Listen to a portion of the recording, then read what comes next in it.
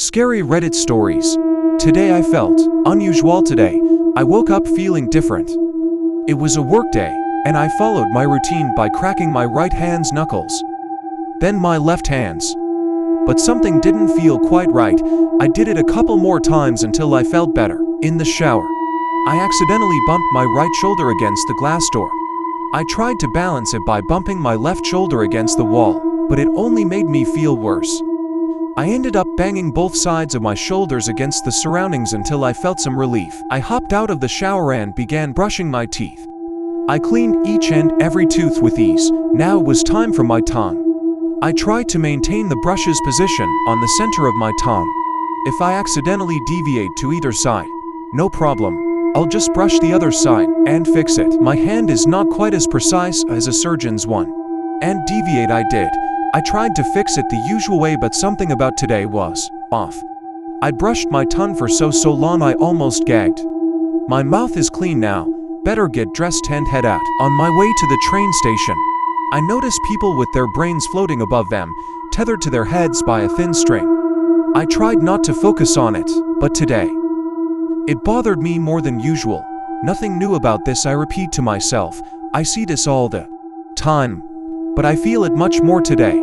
If the strings connecting their brains to their heads interfere with any surroundings, then they would disconnect and their brains would fly away.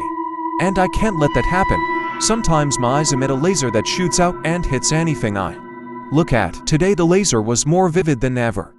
I worried my laser eyes would sever those fragile connections.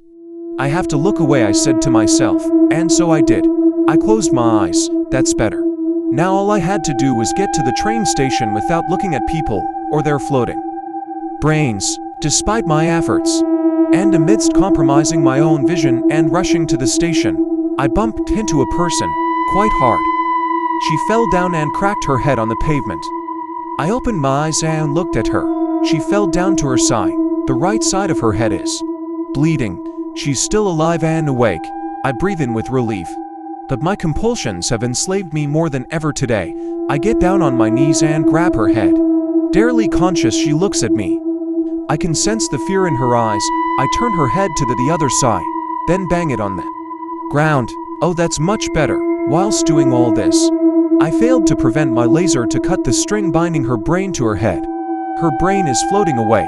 I have to bring it back, and so I urgently began doing so. I focused all my energy into it. I tried to force her brain back into her head. I squeezed it so hard into her until it felt just right. I stand up. But then it sinks in. I must have killed this woman. She isn't moving. I begin to panic. My compulsions feed on my fears and escalate. I run away, trying to avoid any people. I cannot hurt another human. I'm a good person. I take a right turn. It's another area in the station. I cannot control myself at this point. I must take a left, right then left. I reach an unfamiliar train stop. The train is coming. It's on the right side of me. On the left is a group of people, mothers, fathers, children. I cannot let myself hurt them. My lasers are going crazy and bouncing off of every object in the area, like light reflecting off a mirror. All their innocent brains are floating away. I've managed to hurt them all. I hear the train siren. It's coming. I have to save these people. It's coming quite fast. I'm faced with a horrifying decision. Only one choice remained: to step to the right. Bad decisions have consequences. Bad decisions have consequences. Atlas, that party is a no, but if you are going to, text me when you get there. My mum smiles at me knowingly. Before shutting my door, I throw on my boots and slip out the window. Shuffling down the tree, the party bus is a 10-minute walk. But I cut through the park and it is too. I hear my friends scream my name and I sprint up to the bus. I'm hauled on and offered a drink. I shouldn't. I'm 17. This is a bad idea. My friend smirks and I grab the drink. One drink can't hurt. 3 drinks and I realize the bus is moving. I don't remember being told we were moving locations. The person sitting next to me hired the party bus and I ask, "Hey, where did you hire him to take us?" They stop and slowly make everyone turn on the normal lights. "I didn't hire him to take us anywhere. We should be staying still." Screams start and I beg for him to pull over. A little while later, The bus stops, we pile out and we are in the middle of nowhere. The man gets out and says, "Hide and seek, but if you are found, you take a drink. Only 3 drinks aren't poisoned. 12 of you will die tonight. I'll drink the last one remaining." He laughs and now I'm hidden up a tree, my phone not able to call the police. I think there is something wrong with my dog.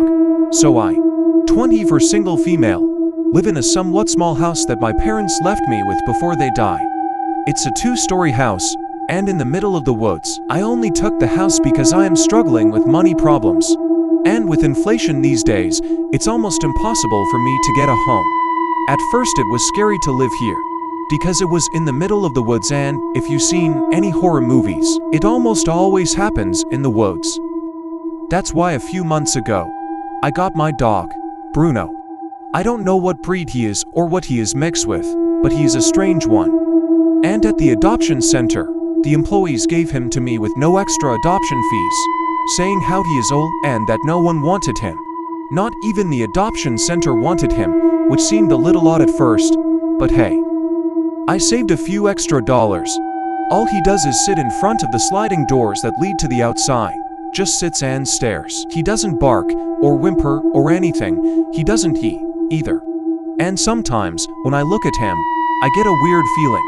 Like his face is a mask and I can just unzip it. I remember a few weeks ago, I was asleep but I felt like someone was staring at me. I woke up, and there he was. Bruno was just staring at me, a cold stare. The other day, I caught him yawning. The only time I ever saw him with his mouth open, his teeth. They looked like human teeth. When he saw me, he admittedly stopped and stared. Deep into my soul, it felt like, and the sounds too. The only reason I knew he was yawning was because it sounded like a deep voice yelling. Only recently has he been moving around, but his walk is weird, too. He's been wanting to go outside more often, and when I do let him out, he doesn't come back for hours. At first I thought he just got lost, and I prayed to God he did. But then he would make his way back home, and it becoming a habit. Another habit of his is that he likes to hide out in the empty bedroom on the first floor. At first I was thankful that he wasn't just sitting at the door all day every day, but then I started to notice things going missing, like my underwear, hairbrush, act. And when I was cleaning the house the other day, I went into the empty bedroom, and there they were, all in a perfect circle too. I got really freaked out by that. So tomorrow I'm going to set up security cameras. I'll update if anything happens. Have this happened to you? True story. Earlier today, about 11 o'clock a.m., my dad had just left for work and I was home alone, so I just chilled out watching TikTok on my phone, but I got thirsty and went downstairs for a drink. Then I noticed that the door was open, but I heard my dad close it. I then decided to investigate my living room for an explanation, but I found nothing. As I was about to leave the room, I looked at my mirror on the wall, which was facing the window, and I saw a really tall man about 8 feet standing outside my window. I looked for about 2 seconds before looking away, but when I looked back it was gone.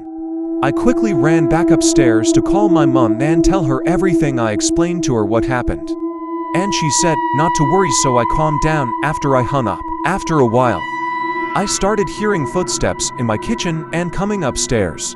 And my 12-year-old ass was terrified and hid behind the door. I texted my mom saying, "I hear footsteps in the house. Did this happen to you?" 7 or 8 feet man, black hair, huge smile, white shirt and black shorts. Thanks for listening, Geysery. Haven't been uploading much.